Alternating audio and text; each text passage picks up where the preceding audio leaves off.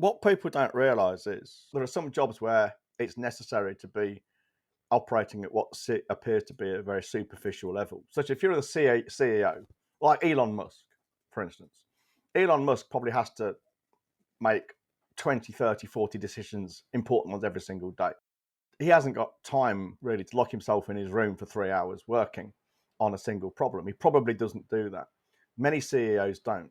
But for most of us, we're not like that. Most of us who want to excel in some field, whether it's marketing, writing, or anything, podcasting, whatever, we need to sit down and do some pretty deep study of things, deep work as it's called, because otherwise we get distracted. Distractions are everything from notifications on your desktop or your phone calls, people coming into your office. They're the kind of external distractions. Then there's the internal distractions of this, oh, I just want to check my social media, check my LinkedIn, check my Facebook.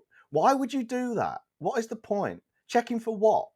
If people are messaging you expecting some kind of response, then they can wait. They should be waiting anyway. If you respond to every single message in 5 minutes, then you're not very busy. And if clients are so impatient they're going to fuck off and go to someone else, they weren't particularly strong prospects anyway. So the way we do this, the way we stop all this nonsense is by having strict rules and boundaries. Now, boundaries are the areas of our lives we want to protect and keep sacred, if you like, and the rules or the fences we put up to stop people getting onto those boundaries. And the important boundaries are things like time, money, and attention. They're the really important ones. In terms of time, you don't want to be spending your time on other people for free. In terms of money, you don't want to be working for free either. You want to be paid up front. Because let's face it, working and then being paid in arrears is actually working for free, hoping to be paid later. And it makes me laugh because almost everyone I see posting on LinkedIn will claim they have rules and boundaries about things they won't tolerate, and I won't work with just anyone, and I won't tolerate people being rude and things. And then in the next post, they're pissing and moaning and wailing, gnashing their teeth about being treated badly. So they probably do have rules, but they don't stick to them.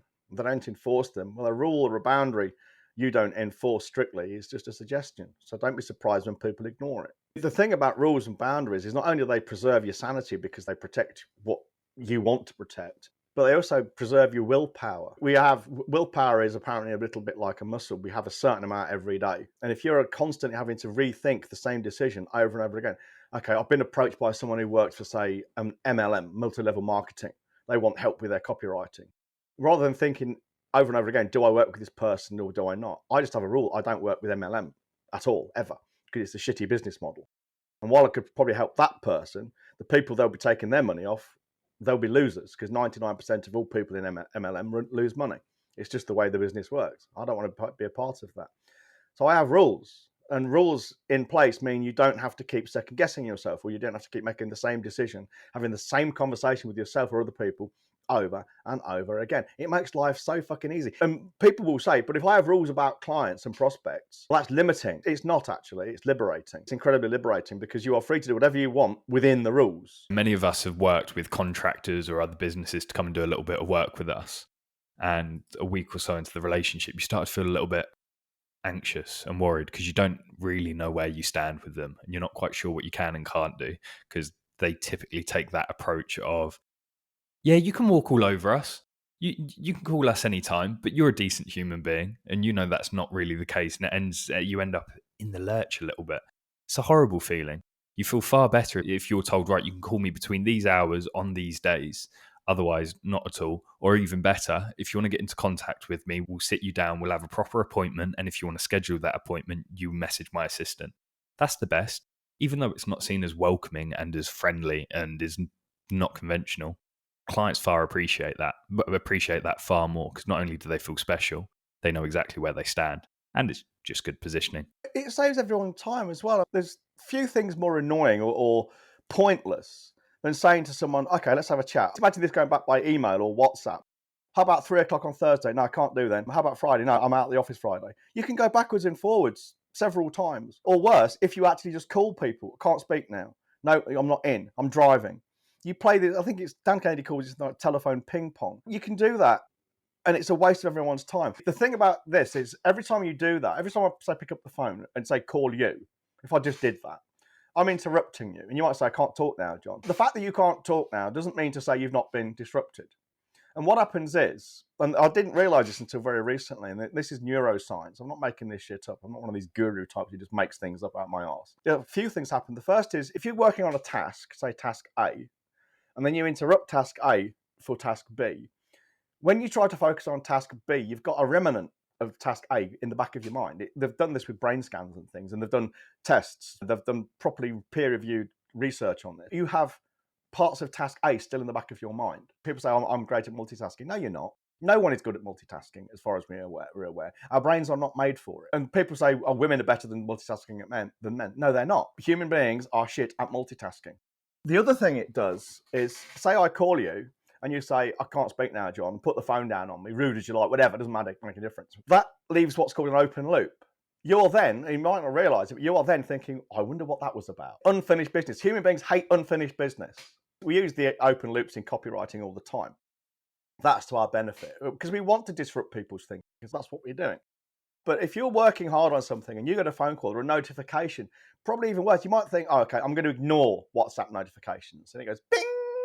You know there's something there. And in the back of your mind, you've got this loop running it. So I wonder what that was. I wonder what that was. So that's why in core control, for instance, in week 2, I talk about taking the apps off your phone, turning your phone off, turning notifications off, leaving it out of the room.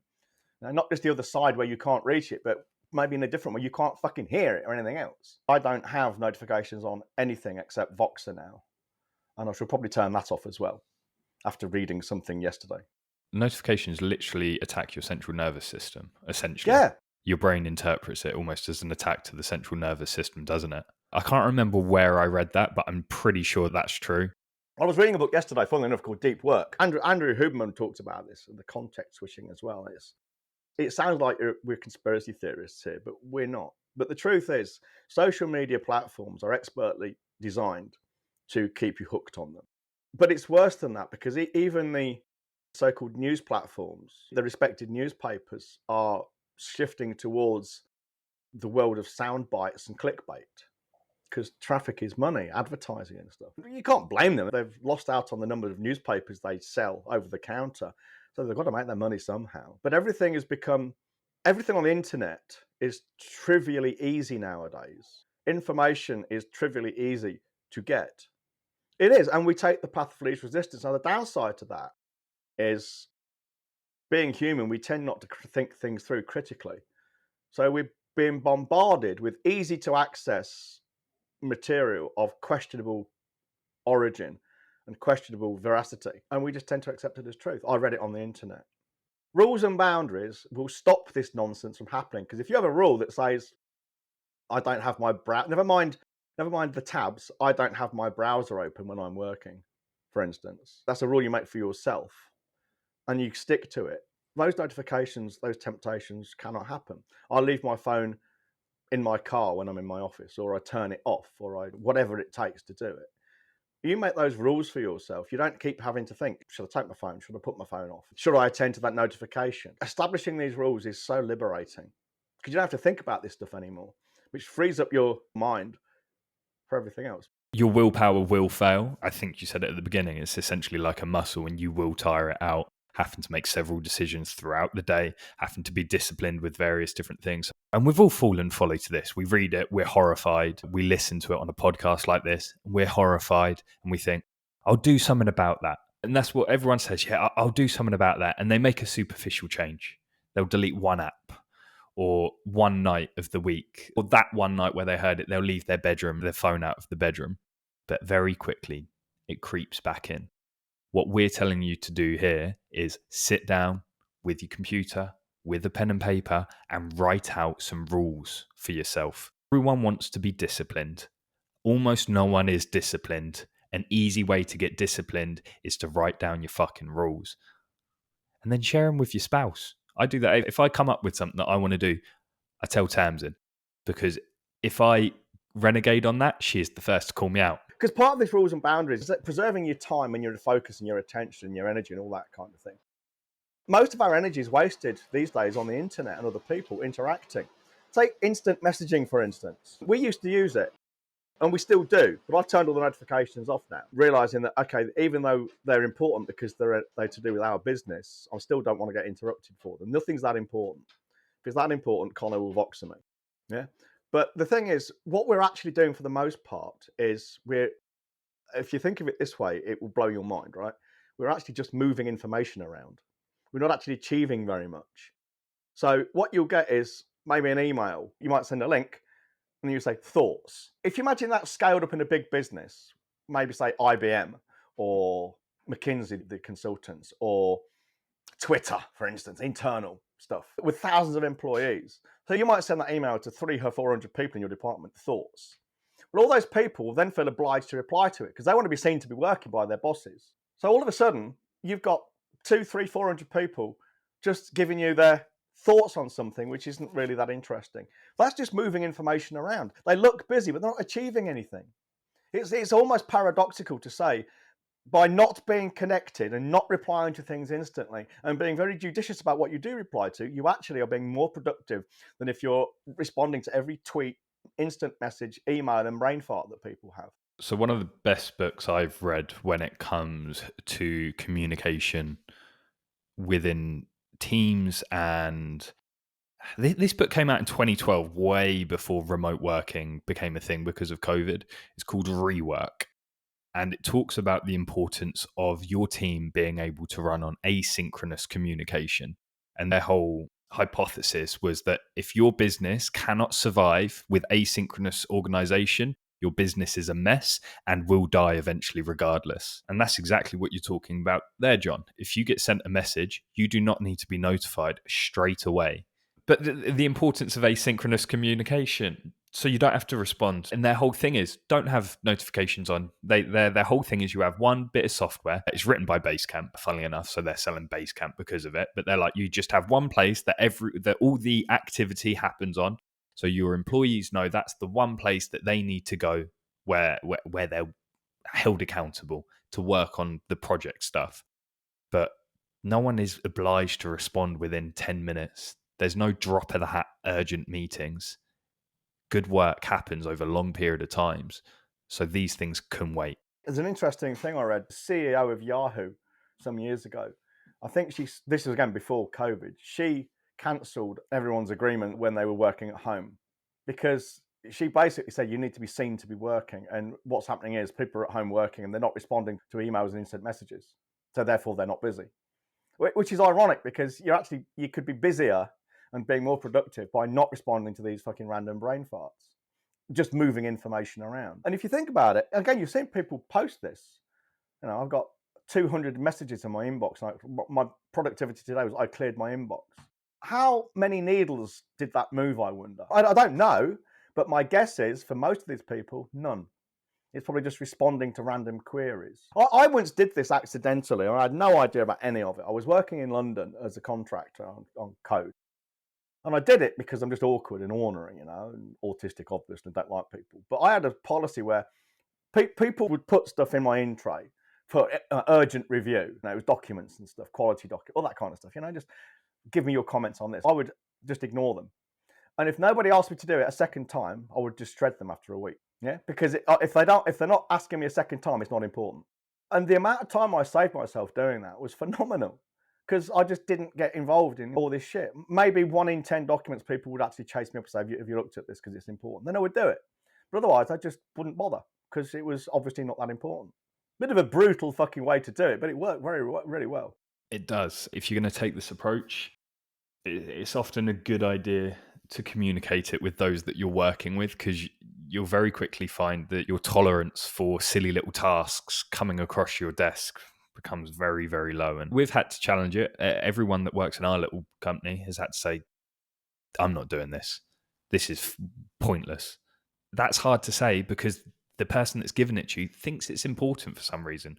But sometimes they're just giving it to you because they don't want to deal with it. They're just passing the shit on. They're like, that's probably something that they need to do. Yeah, just give it to them to make the decision. And then you feel guilty because you've been asked to do it. Oh, it's rude. When in reality, no one wants to do it. It doesn't need to be done. Just shit can the fucking task. It reminds me of the open door policy that some people have. You can come in any time you like. Dan Kennedy talks about this. to the extent some people actually take the door off their office. They take it off the hinges, And I think Dan said he tried Yeah, it. they got on their hands and knees with the screwdriver. Yeah, and he tried it, and he just said it was disastrous. And he found it much better, because what would happen is, and this is again human nature, and this is the path of least resistance, by the way. If your subordinates have a problem and there's any doubt whatsoever about what to do, they'll come. If you've got an open door policy, they'll come and get you to decide, because then it's your problem. All right, that's just human nature. So your open door policy basically invites people to come and ask you the most trivial questions.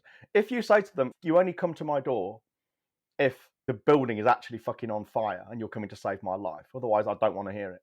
What you force people to do, and obviously you must give them then one responsibility and control to do these things, and also you give them permission to fuck it up and get it wrong. That's fine. You can't expect them to get it right all the time. But by forcing them, by saying to them, "I'm not going to do this, you need to take care of it," they will then sort these problems out themselves, and they'll do a good job. And sometimes they'll get it wrong, but that's okay, because that's what you expect.